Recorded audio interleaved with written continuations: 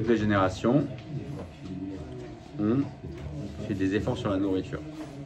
C'est pas parce qu'ils n'avaient pas faim. Parce qu'ils savaient que dans la nourriture, tu peux acquérir une doucha exceptionnelle.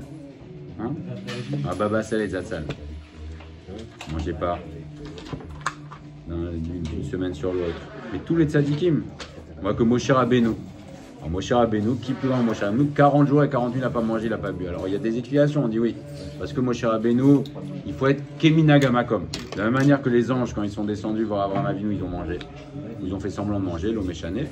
En tout cas, ils ont fait Keminagamakom. Et donc Moshe Rabbeinu était dans le ciel. Et dans le ciel, il n'y a pas de nourriture, donc il n'a pas mangé. Néanmoins, on voit que le fait de se séparer chacun à son niveau de la nourriture, ça élève. Alors nous, non seulement on ne nous demande pas, on n'a pas le droit de le faire, d'accord, de se séparer de la nourriture. Pourquoi? Parce qu'on est des générations qui sommes faibles. Et les générations faibles, on n'a pas les forces de jeûner. Quelqu'un qui va se mettre à jeûner, déjà, c'est pas de son niveau. Donc quelqu'un qui vit au-dessus de son niveau, il se plante. Ça, c'est la première chose. Et deuxièmement, ça va affaiblir son corps et donc il ne va pas pouvoir faire sa Avodat Hashem. Baba Salé, on connaît l'histoire. Il y a un barreau, il est venu voir, il a dit Rav, vous êtes fatigué. Il a dit viens, on fait un 100 mètres et tu vas voir qui est-ce qui va gagner. Donc Baba Salé, il aurait gagné. Barreau, je sais pas, peut-être qu'il a fait le 100 mètres.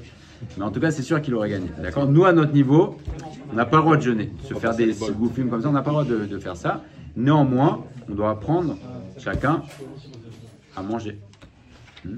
C'est-à-dire, au moins savoir que c'est pas Stam. C'est pas un homme, c'est pas juste la nourriture, c'est pas comme tu vas à la pompe à essence et tu remplis ton réservoir d'essence et tu as pas de la nourriture, c'est pas du tout ça. C'est bien au-delà. On a commencé à voir la semaine dernière. D'ailleurs, j'ai remarqué aujourd'hui que Ma'achal, c'est les mêmes lettres que Malach. Même lettre, exactement. Ma'achal et Malach, c'est les mêmes lettres. Donc l'homme, on va voir que par la nourriture, il peut soit descendre très bas, savoir que quand tu manges trop, donc déjà c'est pas bon pour la santé, d'être dans l'excès, mais également tu es beaucoup moins sensible à la spiritualité quand tu manges. Va parler à quelqu'un qui vient de manger, un gros repas, va lui parler de Torah. Il va s'endormir en 2 secondes. Pourquoi? Parce que quand tu renforces ta dimension matérielle, alors forcément ta dimension matérielle, ta dimension spirituelle baisse, sauf à Shabbat. Shabbat, on a des forces. C'est pour ça que le Harizal nous dit que le rov de ce qu'on mange pendant la semaine, ça va dans les clipotes. Hein, le rov de ce qu'on mange. Et en tout cas, ce qu'on appelle les motarot, toutes les choses qu'on mange en plus, pardon, alors ça va dans les clipotes, oui. Sans leur donner, parce que si on rentre dedans, sans leur donner le mérite ou quoi que ce soit, le ramadan, ils arrivent à jeûner 40 jours. Mytho, ils trichent tous. Ok. Très bonne question. On répondra après le ramadan. Okay. Et savoir également, les Sfarim Akdoshim nous disent, la plus forte de toutes les ta'avot, le désir le plus fort de tous les désirs, c'est la nourriture. C'est le désir le plus fort de tous les désirs. On voit ça, Adam Arishon. Donc c'est le désir le plus fort. Et il y a, on va donner quelques exemples, par exemple, d'attitudes qui permettent de sanctifier un niveau très élevé. Par exemple, il y a ce qu'on appelle le ta'anit du Ra'avad. Vous connaissez le ta'anit du Ra'avad? Le jeûne du Ra'avad. C'est quand tu es à ton plat, c'est la meilleure bouchée, c'est laquelle? Non, la dernière. Le kiff, c'est tu fais la dernière. Voilà. Le fait de se retenir de manger la dernière bouchée, c'est le ta'anit du Ra'avad, c'est plus que tous les jeûnes, ça. Pourquoi? Parce que quand on est en train de parler de tava, quand tu as un désir, le kiff, c'est tu finis comme ça. Et c'est là, non, ça je la laisse. Là, c'est. Et Rabbi Nachman, il dit que quand Kadosh Baruch Hu, il voit ça, il dit heureux suis-je d'avoir une bria comme ça, d'avoir une créature comme ça sur terre. Moi, on m'a éduqué où il faut finir l'assiette. Ok, alors ça, c'est l'éducation goy. C'est l'éducation goy. Tu vas pas faire baltashrit. C'est pas baltashrit, mais laisser. En fait, le baltashrit, c'est la destruction inutile, d'accord? Maintenant, quand tu laisses pour un but, alors c'est utile, comme le Hametz, on me pose la question, mais la veille de Pessah, je prends tout le Hametz, je le brûle, c'est pas baltashrit, non? Parce que c'est dans un guédard de Misa. Donc tout ce que tu vas faire, si tu utilises dans un but constructif, il n'y a pas de baltashrit. Donc là, ça s'appelle essayer de se sanctifier. Et le Baal Tanya aussi nous dit que c'est un très grand Nachatroua à Kadosh Baruch Hu qu'on se retient un petit peu. Encore une fois, l'idée n'est pas du tout de faire des jeûnes ou de devenir squelettique. C'est pas ça. C'est pas un but, c'est pas bien. C'est bon, on n'est pas dans les générations où c'est bien et on saurait pas manier ça, d'accord? C'est comme quelqu'un qui va manier une bombe atomique, il va la faire exploser. C'est pas ça qu'on est en train de dire, c'est pas du tout notre sujet. Notre propos, c'est de dire mettre les choses à leur bonne place. Alors, on va juste terminer le sujet qu'on a abordé la semaine dernière, c'est abordé dans Shara Mitzvot de Rabbi Chaim Vital, n'est-ce pas? Adam Arishon, on sait qu'il n'avait pas le droit de manger de la viande. Pourquoi? On ne peut pas manger de la viande. Pour quelle raison? Eh bien, le Harizal nous dit que Adam Arishon, il a nommé les animaux, n'est-ce pas? Et le Harizal nous dit que quand il a nommé les animaux, alors il les a réparés. Il leur a apporté leur tikkun. Et donc, du coup, les animaux n'avaient pas besoin d'être réparés. Et donc, il n'avait pas le droit de les manger, puisqu'on a vu la semaine dernière que qu'est-ce qu'on fait quand on mange? On élève la nourriture, on répare, d'accord, la dimension spirituelle. Donc, quand Adam Arishon les a nommés, il les a réparés, donc il n'avait pas le droit de manger les animaux, en tout cas, il n'avait pas besoin. Et il avait le droit de manger le reste. Maintenant, après le déluge, qu'est-ce qui s'est passé au moment du déluge? Il shrit kol basar, tous ces dévoyés, n'est-ce pas? Et notamment tous ces corrompus, et notamment les animaux. Et donc à l'époque, à partir de Noach, il avait le droit de manger parce que de nouveau, les animaux, ils avaient besoin d'un tikkun. Et on comprend également au Beth Amikdash, le Korban, les Kohanim, voilà. Les Kohanim au Beth Amikdash, quand ils mangent la nourriture, c'est une élévation extraordinaire, n'est-ce pas? Il est sur le Misbéar. Et on dit aussi quand tu donnes à manger un Talmid Racham, c'est comme si tu donnais au Misbéar. Pourquoi il fallait faire une sélection d'animaux quand même pour réparer? Il y en a d'autres qu'on ne devrait pas réparer, puisqu'on mange des animaux purs, comme la vache, les volailles, les machins, mais d'autres animaux qu'on ne mange pas.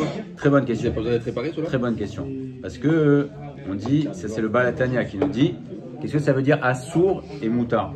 Assour, ça veut dire quoi assour? Éloignement. Non. On l'avait dit là. Non. Assour, ça veut dire attaché. Moutar, ça veut dire quoi? Libéré. Quelque chose qui est moutard, qui est autorisé de manger, c'est il est libéré des forces du mal. Donc les animaux cachers, ils sont moutards, ils sont libérés. Assour, un animal pas cacher, il est assour. Et donc de toutes les manières, dans ce monde-ci, tu ne pourras pas le faire sortir de son impureté. Donc tu ne peux pas le manger. Parce qu'il est assour, il est attaché, tu ne peux pas le sortir. D'accord. Maintenant la question, est-ce que le chazir, la petite lavo, il deviendra cachère? C'est une autre question. Mais en tout cas, aujourd'hui, c'est assour, c'est-à-dire que tu peux pas, tu n'as pas la capacité de les réparer. Et donc, on les répare Qui a pas. nommé des animaux, des végétaux et des fruits? Ils n'ont pas été nommés par Adam. Et donc Adam, il n'a pas fait ça. Adam Arishon, en nommant les animaux, il y a un tikkun. Il les a réparés. Voilà. Il les a réparés, donc il ne pouvait pas les manger. Parce qu'il n'y avait pas besoin de les manger. Il lui a donné sa dimension. Parce que le nom qu'a donné Adam Arishon, ça répondait à son essence spirituelle. D'accord. On avait déjà dit par exemple que Kélev, ça veut dire Kol, lève. Il est de tout cœur avec son maître. D'accord. Donc du coup, quand il a nommé Adam Arishon, c'était pas Stam comme nous on va nommer, je sais pas moi, une fenêtre. C'est Adam Arishon, il voyait la dimension spirituelle de la chose, et par le fait qu'il le nommait, il a élevé, il a réparé, donc il n'avait plus besoin de le manger. Oui, pour le fait de nommer les animaux, oui. ça permet de les connaître. Il y a l'attachement. C'est-à-dire Quand tu nommes quelque chose, tu crées un kécher avec la chose. Oui. Il n'y avait pas besoin de pour ça que pas les manger. C'est pas ce que dit le. Il dit que quand il les a nommés, voilà, peut-être tu veux rajouter sur la parole du Harizal, tu vas voir. Tu peux pas être célibataire, je connais, je Ouais, connais. pas ça. Ok, très bien. Et pour terminer sur le sujet, le mélar, le sel, on pourrait s'attendre à ce que ce soit d'eau même. C'est un minéral, on dit, mais c'est dans la dimension de tsoméar, c'est dans le végétal. Et l'eau aussi, c'est pas d'eau même. L'eau, pourtant sur la composition, ça a un minéral. On dit non, c'est dans tsoméar. Tsoméar, c'est le végétal. Pourquoi? Parce que grâce à l'eau, ça permet à la terre de faire, pousser. Ok. Donc maintenant, on va essayer de comprendre ensemble, à partir de plusieurs exemples, à quel point le fait de manger de manière inadaptée, ça peut être délétère pour l'homme. Marqué explicitement dans Parashat Shmini, c'est marqué Venit metem bam. Si vous mangez des machalot asurot, eh bien, des aliments interdits, Venitmetenbam, vous vous impurifierez. Ce qui n'est pas vrai. On dit, ça s'écrit Timtum. Timtum, c'est boucher. Quelqu'un qui mange pas cachère, qui mange de manière inadaptée, ça bouche le cœur. Ça bouche le cœur, donc il devient opaque, il devient insensible à la spiritualité. D'accord? Alors ça, c'est quand tu manges quelque chose d'assaut. Mais également, vous savez que si on ne fait pas attention, si on ne fait pas les dicotes, on va avaler des tonnes de bébêtes. Quelqu'un qui mange une salade, par exemple, il prend une salade au marché, il lave comme ça sous l'eau, il coupe, c'est sûr qu'il mange des petites. C'est pour ça que les dicotes, c'est pas une rigolade, c'est pas Ma ça. femme elle m'a montré. Voilà. Sur des trucs que je croyais pas, sur les mettre, regarde. Alors là, je te montre. Il y avait les. Tu sais, il y a un kit spécial. Oui, le stérile. Et vide, il me dit, regarde, voilà ce que tu trouves. Donc voilà, quel aliment Donc quoi, par exemple, le fait de manger Salade. Même des halos, des trucs que tu C'est vois folie, blancs, c'est tu une dis, folie. Il faut avoir vu pour croire et tu dis. le fait de manger des aliments impurs, ça obstrue le cœur. Le fait de manger sans faire la bracha, ça n'a rien à voir, ça obstrue pas le cœur. Ça obstrue pas le cœur, mais ça épaissit la dimension spirituelle de l'homme. Pourquoi? Parce que par la bracha, et on va le voir ensemble, ça élève et ça extrait la gdusha, d'accord? Et donc du coup, si tu manges, quelqu'un qui mange sans faire de bracha, il n'élève pas la nourriture. Ça reste quelque chose d'opaque, ça reste de la matière opaque, et donc lui aussi, il s'obscurcit, il épaissit sa dimension matérielle, au-delà de la gravité de le faire, puisqu'on a dit que c'est une dans Maseret Brachot, il dit que ça s'appelle du gezel. On dit que Akadosh Baruch Hu, il a donné à Shamaim à Shem, Ve'aref Natani Bnei Adam. Et d'un autre côté, on dit que tout appartient à Akadosh Baruch Hu. Et la réponse dans la Gemara Brachot, c'est Kan Lifnei Bracha. Avant la Bracha, tout appartient à Hachem. Après la Bracha, Akadosh Baruch Hu, il a donné la terre à l'homme. Donc c'est un transfert de, entre guillemets, de propriété que Akadosh Baruch Hu, il a la gentillesse de nous donner. Maintenant, Machalot Asurot, on voit que ça bouche le cœur. Mais puisqu'on approche de Purim, on voit que à Purim, tout tourne autour de la nourriture, n'est-ce pas? Okay. Et hier, j'ai vu un très beau chidouche dans Yalkut Yosef. On sait qu'il y a une question qui est posée dans la Gemara. Aman mina Torah minayin. Où est-ce que Aman est marqué dans la Torah? Réponse. Comment? Non. C'est marqué dans la parashat Bereshit. Quand Adam Arishon mange le fruit, Akadosh Baruch Hu dit Hamin Haetz. Est-ce que tu as mangé du fruit? On dit Aman, Amin, mais c'est pas le même mot, c'est quoi? C'est quoi? Et même nous, super, j'ai trouvé trop. Alors il y a la réponse la plus connue, c'est Haman, Hamin Haetz. La réponse la plus connue, c'est pas en rapport avec notre sujet, mais on va quand même la donner parce que on s'approche de Purim, c'est Amin Haetz. Est-ce que tu as été comme Adam Arishon qui a été Kfui Tova? Parce que Kfui Tova, ingrat. Haman, c'était le symbole de l'ingratitude et de l'insatisfaction. Pourquoi? Parce que Haman, il avait tout. Il était multimilliardaire, il était plus puissant et plus riche que Achashverosh. Et il y avait un juif, Mordechai, qui se prosternait pas devant lui. Et il a dit lui-même, il a dit tout ça ne vaut rien pour moi. Et donc c'est quoi Haman Minatora Minayin? Où est-ce qu'on voit Haman dans la Torah? C'est quand Akadosh Baruch Hu dit à Adam Arishon, tu peux tout manger sauf cet arbre. Et qu'est-ce qu'il a fait Adam Arishon? Il a mangé cet arbre. Donc c'est la même idée. Il a dit mais je t'ai tout donné. Amin Haetz quoi. Je t'ai dit tu as le droit de tout faire. Amin Haetz, cet arbre je t'ai dit tu l'as pas. Tu t'as probablement celui-là tu l'as mangé. Donc c'est ça Haman Minatora Minayin. C'est la même dimension. T'as tout, c'est juste ce que je te dis il y a un truc qui te manque, t'es pas bien, et ça c'est un grand message pour nous. Des fois il y a tout, au Hachem, et il y a un petit truc qui manque, ça te casse, on est tous comme ça. Mais tu regardes pas, t'as ça, à quoi? Juste ça te manque, ça y est? Ok, alors ça c'est la première réponse. La deuxième réponse du Yalkut Yosef, elle est exceptionnelle, dans le rachat sur Purim. Écoutez, cette réponse incroyable du Yalkut Yosef. Il dit, c'est quoi Amin Haetz? Et la question c'est en rapport avec ce qu'on dit sur la nourriture. Il dit comme ça. Est-ce que Amin Haetz, il y a une grande question, c'est comment un repas, de la nourriture, ça peut entraîner la destruction de tout un peuple. Ce qu'on dit, pourquoi les Bnei Israël, à ce moment de cette génération, ils ont mérité d'être une destruction, chas v'shalom. Il y avait un décret. Parce qu'ils ont profité de la Séouda de Otoracha, ils ont profité de la Séouda de Achashverosh. Et donc on dit Aman Minaïn, où on voit une référence à Aman dans la Torah, Haminaetz. Parce que quand Adam Arishon, il a mangé le fruit, qu'est-ce qui s'est passé? Ça a entraîné la mort de toute l'espèce humaine. Et donc on voit que oui, il y a un cas dans la Torah où une consommation, elle a entraîné une destruction pour toute l'espèce humaine.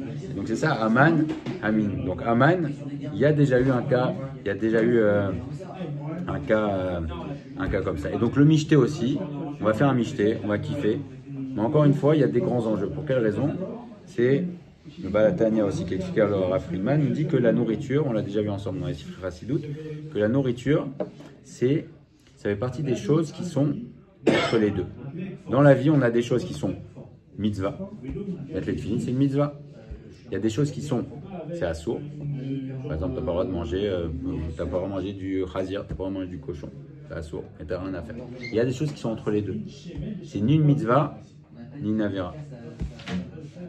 Manger par exemple, c'est pas une mitzvah, ni une avera. Le chol, je mange parce qu'il faut que je mange, mais c'est pas une mitzvah. Shabbat, tout est mitzvah, mais la semaine, c'est pas une mitzvah de manger, et c'est pas une avera de manger. Donc c'est intermédiaire, ça s'appelle la klipat noga, c'est au milieu. C'est intermédiaire. Et donc, c'est entre tes mains. Qu'est-ce que tu vas faire de cette klipat noga? Klipat noga, c'est la klipa la plus proche de la gdusha, d'accord?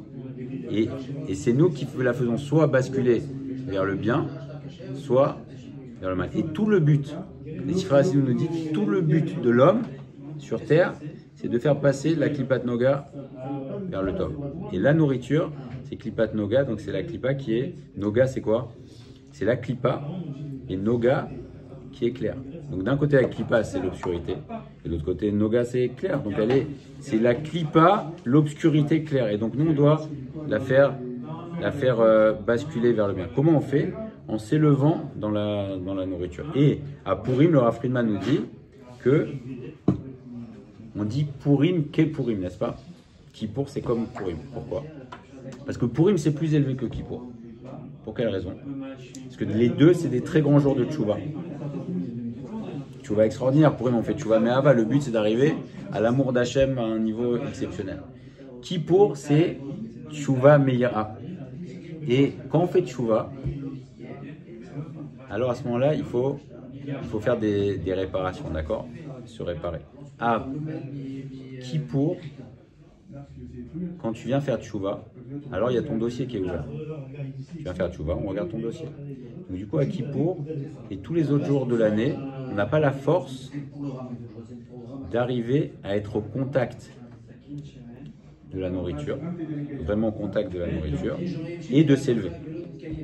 Donc c'est pour ça qu'à Kippour, on te dit, c'est le grand jour du jugement où tu fais tchouva, ne touche pas à la nourriture, parce que si tu touches à la nourriture, tu risques de dévier et tu risques d'aggraver ton dossier. Purim, c'est le seul jour de l'année, on a la force, on a une force spéciale, c'est le seul jour de l'année, on a la force de faire basculer très facilement la nourriture vers la Gdusha. Et c'est pour ça qu'à Purim, on nous dit vas-y mange. Et c'est pour ça que Purim, c'est plus élevé que Yom Kippour. Et que la référence, c'est Purim. Parce qu'on nous dit qu'est Purim. Donc à Yom Kippour, on se sépare complètement de la nourriture. On n'a pas les forces, en fait, d'élever la nourriture. À Purim, on a les forces d'élever la nourriture. C'est pour ça que le michté, c'est pas stam. Faut pas passer à côté. C'est-à-dire que c'est un moment d'élévation, c'est plus élevé. Parce qu'il y avait, en fait, le principe c'est Chetio, la Shem Chetio. Et en fait, comme Kippour, c'est Koulo la Shem. En fait, Purim c'est Koulo la Shem. Non, c'est un autre pirouche, Razak. Tout à fait, oui. Comment? C'est une mitzvah de manger la matzah. Il y a des fois où c'est des mitzvot, mais en général, Bédéa Klal, on a dit Bechol. Shabbat c'est des mitzvot, Yom Tov c'est une mitzvah, Pessah c'est une mitzvah. Mais sinon, là, quand je vais manger, je prends un café par exemple. J'ai pas de mitzvah de prendre un café. Je mange un gâteau, j'ai pas une mitzvah de prendre un gâteau. Donc ça va dépendre de ce que je vais en faire. Si je le mange, soit pas. Le pire, c'est par exemple quelqu'un dans le chol.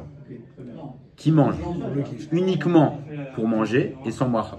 Parce que du coup, tout l'enjeu qu'il y a dans la nourriture, c'est-à-dire de le faire basculer, il emmène tout du mauvais côté. D'accord? Donc si quelqu'un dit, moi je suis un kiffeur et je mange et je fais pas de bracha, il a pris la nourriture qui était intermédiaire et il a balancé dans le mauvais côté. Il a balancé du mauvais côté, il n'a pas laissé au milieu. Quelqu'un qui mange maintenant, Bekavana, on va essayer d'expliquer les Hashem, Bigdusha, il mange avec la bonne mesure. On a dit encore une fois, c'est assourd de jeûner. Mais avoir une mesure, oui, il mange dans la bonne mesure, avec la bonne Kavana. Alors en ce moment, il prend ce qui est intermédiaire, une klipa, et hop, il a fait passer dans la Gdusha. Et c'est le plus grand scoop. Oui. Le mité, la gdoucha est proportionnelle à la quantité que tu vas manger? Non, la gdoucha que tu vas, à la simra que tu vas mettre, à l'intention que tu vas mettre, à la kirvat Hashem que tu vas mettre. Aussi dans Yain, la semaine prochaine, on verra un peu des kavanotes, même si c'est des kavanotes chutotes, que dans le Yain c'est 70. Non, il n'y a jamais de mitzvah de ce c'est le mishté. Mishté, c'est simra, c'est s'élever et élever la nourriture, et élever la nourriture avec nous. Alors venez, on voit Birkot Hanenim, c'est le Harizal. On va juste lire quelques paroles. Hein. Da, sache, on met à Harizal. L'homme doit faire extrêmement attention au Birkot Hanenim, tout ce qui est Sheakol, etc. Qui gouf Adam né, mehen, le corps profite. Ou mitkadesh bebrachot elu. Et il se sanctifie par ces brachot là. D'accord. Donc quand on fait ces brachot, ça sanctifie le corps de l'homme. C'est la semaine dernière, on a vu qu'est-ce que tu fais dans la nourriture, n'est-ce pas?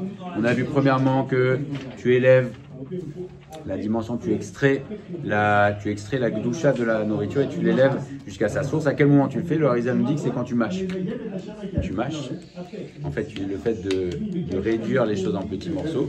Et ensuite, ça commence à extraire. Et ensuite, quand ça passe dans l'estomac, donc du coup, ce qui se passe, c'est que l'estomac va faire la digestion.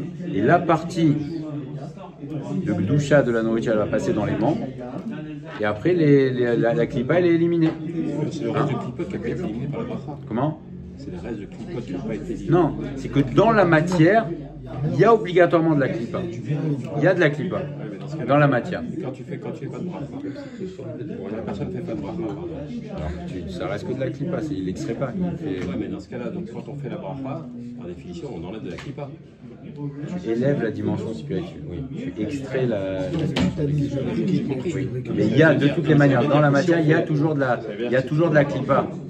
Oui, il reste encore, la matière. La partie de l'âme, tu la transformes. Voilà. Mais il y a dans la matière, il y a forcément de la klipa. Et ça, tu l'élimines. On élimine la klipa. Ok. Donc premièrement, ça, il n'extrait pas. Non, il n'extrait pas. Et il y a faire la bracha, j'ai la colle, et il y a savoir ce que tu fais. Alors, tu veux faire des carottes, tu veux pas faire des carottes, mais au moins, même si tu réfléchis sur le pshat des mots barou, c'est quoi? Qu'est-ce que ça veut dire barou? Hein? Okay. Alors on va prendre les patachélus, on va barrer dans les livres bénis. Qui on est nous pour bénir Dieu? Barour, c'est tu es source de bénédiction. Ok. Donc on dit le Saint béni soit-il. On enlève ça. Hein?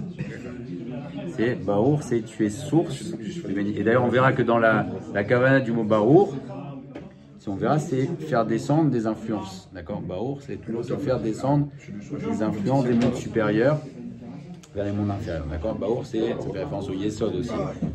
Au Yesod, c'est celui qui fait descendre. Donc Baour, c'est source de bracha. Ok, alors venez, on continue. Amarli Morizal, c'est Rabbi Chaim Vital qui parle et c'est le Harizal qui lui a dit. Alors on y va. Ki ikar asagat Adam el Ruach HaKodesh. L'essentiel du fait que l'homme atteigne Ruach HaKodesh. Plouya aliede kavanat Adam ve'azirut bechol birkot hanenim. L'essentiel du fait que l'homme arrive à Ruach HaKodesh, c'est d'avoir kavana et faire attention dans birkot hanenim. Pourquoi? Parce que par leur intermédiaire, mitbatel, koa, rotam aklipot, anechazot b'machalim achomrim, ou mitzakim ba'adam aochelotam. Ok. Parce que par la bracha, tu enlèves les clipotes qui sont attachés au ma'achal et qui s'attachent à l'homme qui les mange. C'est que l'homme qui mange sans faire de bracha et sans kavana, ça se colle à lui. Donc il y a 3 niveaux. Il y a celui qui fait pas la bracha, celui qui fait pas son kavana et celui qui fait Voilà. Déjà, si tu fais, alors on ne parle pas de kavanot élevées, mais déjà tu t'apprêtes, tu dis voilà, je vais manger maintenant et je fais Baruch, Ata, Hashem, Elokeinu, Meler, Haolam, et après je fais la suite. Déjà, ça s'appelle une kavana. Ça s'appelle une kavana parce que tu élèves, tu dis voilà, tu remercies Akadosh Baruch Hu de t'avoir donné. Après, il y a les kavanot, on verra la semaine prochaine, l'inéder, des kavanot chutot. Mais déjà, le fait de dire, de penser à ce que tu dis, car effectivement, comme tu dis, il y a sans bracha, il y a jeter la bracha sans comprendre, sans faire attention. Il y a dire mila. Et ça, il me semble qu'on peut tous essayer, prendre sur soi, blinéder, s'habituer à dire mila. Baruch, Ata, Hashem. Au lieu de faire 1 seconde, ça va prendre 2 secondes, mais ça change tout. Parce que tu te lis à la bracha et là déjà tu commences à... Le fait de penser à la faire, la bracha, c'est déjà une kavana. De quoi? De penser? Penser à la faire. Ah, avant de la faire, de t'apprêter. Oui, déjà. C'est une kavana. Après, tu dis mila. Tu verras que déjà le fait de dire mila, ça donne déjà des grands choses. Meler haolam. Quand tu dis meler haolam, c'est... On apprend nos enfants à faire les brachot, c'est dur de leur aussi déjà qu'ils fassent après. Les enfants, chose par chose, mais c'est le Chorot à la vote, il dit, tu peux pas vivre ta avodat Hashem à 40, à 50, à 60 ans comme quand tu avais 5 ans. Pourquoi? Il dit de la même manière que le soleil, quand tu as 5 ans, tu vois le jour-nuit, tu comprends rien.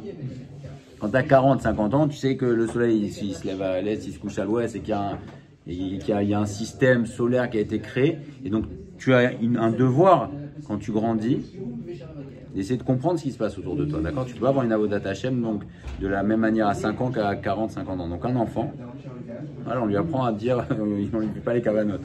Il dit, fais ta bracha, fais voilà, pourquoi? Tu lui dis, voilà, Hashem il aime ta bracha, les enfants il faut les faire kiffer aussi. Voilà, ok. Et féliciter sur la bracha. Comment? Pourquoi le lien avec le roi Kodesh? De faire la bracha, ça amène à roi Kodesh. Parce que ça sanctifie la matière. Mais c'est un essentiel d'avoir roi Kodesh. C'est un but. Chaque juif, il est mesougal d'avoir roi Kodesh. T'aimerais pas avoir roi Kodesh? J'aimerais bien. C'est un super pouvoir. C'est pas un pouvoir. Il faut comprendre qu'un Yehudi, c'est une essence, une puissance exceptionnelle. Et souvent, on reste à notre niveau parce qu'on n'a pas conscience de ça. Et chaque juif, il peut avoir Ruach HaKodesh. Et comment? Alors voilà. Déjà, il nous dit c'est des choses apparemment qui sont... Comment? Je ne pensais pas que c'était un essentiel d'avoir... Qu'est-ce que ça veut dire Ruach HaKodesh? On l'a déjà tous en fait. En fait, tu dis le Ruach HaKodesh, on l'a déjà en potentiel, oui. Après, il faut juste sortir, avoir conscience qu'on a chez nous le sou d'Hachem. En fait, exactement. Et que tu as le sou d'Hachem en toi. Est-ce que tu en as conscience ou pas? Non. Est-ce que tu peux ressortir après derrière? Je pense que c'est ça. Et donc ça amène. Alors, il nous explique, oui. Pourquoi? Parce que c'est Mezaker, un chomer, ça purifie la matière. Je lis encore le Harizal. Et donc, du coup, si tu purifies ta matière, alors tu deviens prêt. Un bon réceptacle pour recevoir la Kedusha. C'est quoi Ruach HaKodesh? C'est de voir au-delà de la matière. Donc quand ta matière elle se sanctifie, alors tu as accès à des choses qui sont au-delà de la matière. Par exemple, une personne, par exemple, elle va sentir quelque chose. Ça peut être un Ruach HaKodesh. Tu sens que quelque chose va arriver, tu sens quelque chose, c'est Ruach HaKodesh, c'est-à-dire que c'est quelque chose, tu vas avoir une perception qui est au-delà de la matière. Et ça passe, c'est le Harizal qui a dit, ça passe par les Birkot Ananim faites avec Kavana. Alors chacun à son niveau, mais déjà si on prend mais aujourd'hui de faire mila, de dire voilà je mange, pas parce que je veux juste me remplir le ventre, mais parce que élever la matière, alors automatiquement ça élève aussi notre dimension matérielle. Et comme on disait, il y a Purim qui arrive, tu peux faire michté et michté. Klipat Noga. Tu verras michté à la panim, tu peux manger, faire n'importe quoi. Et d'un autre côté, Purim, tu peux arriver à une Kirvat Hashem immense, une proximité avec Akadosh Baruch Hu que tu vas emporter toute l'année. Hein, parce qu'on sait que nous, c'est des stations, mais qui t'emmènent pour toute l'année. Donc si à Purim, tu fais un michté de qualité avec la Gdusha, etc., tu peux te sanctifier pour toute l'année, tu peux t'élever pour toute l'année. Si tu fais un Purim à la Panim, alors tu peux être à la Panim, Chadvé Shalom. C'est compliqué cette année. Exactement. C'est compliqué cette année. Pourquoi c'est compliqué? On a une barrière psychologique de Shabbat. Bah oui, bien sûr. Ah, c'est vrai. De dire voilà, comment ça va se passer? On va pas aller trop loin, on va pas trop. Et d'un autre côté, le kiff, c'est-à-dire tu passes 2 Purim à Shabbat. Alors on gère, on réfléchit avant. Comment, voilà, par exemple, tu commences plus tôt, tu dis je me laisse 2 heures de récupération, tu peux faire le kiff, ça là, si tu mets 2 heures. Il a dit que non, c'est la part tout ça, il a dit que le vendredi, le petit programme en vendredi, il y a une mala, il paraît, beaucoup plus haute que toutes les autres années. Il a dit qu'il allait faire un programme mardi, je crois, sur l'importance du vendredi. Pourquoi Yom Shishi, c'est aussi important pour que ça tombe. Une mala extraordinaire. Tu passes de Purim, c'est une élévation, tu passes de Purim à Shabbat, donc c'est... Voilà, donc c'est une occasion. On parle de ce sujet-là depuis 2 semaines. Baruch Hashem, c'est Mina Shamaim, mais voilà, réfléchir chacun comment s'élever dans le chol, mais aussi dans les moments comme ça de Purim. Le Mishté, c'est un moment exceptionnel et qu'il ne faut pas rater. Et comme toujours, quand il y a des choses exceptionnelles, il y a le Yetzirah, il est là. Moi, je vais voir, voilà, Purim, on fait n'importe quoi. C'est que c'est un moment où tu peux t'élever à des niveaux vraiment, vraiment magnifiques. Donc il faut saisir la liste d'Amoud des Hashem. Voilà, la semaine prochaine, on continuera par les Sarchazak.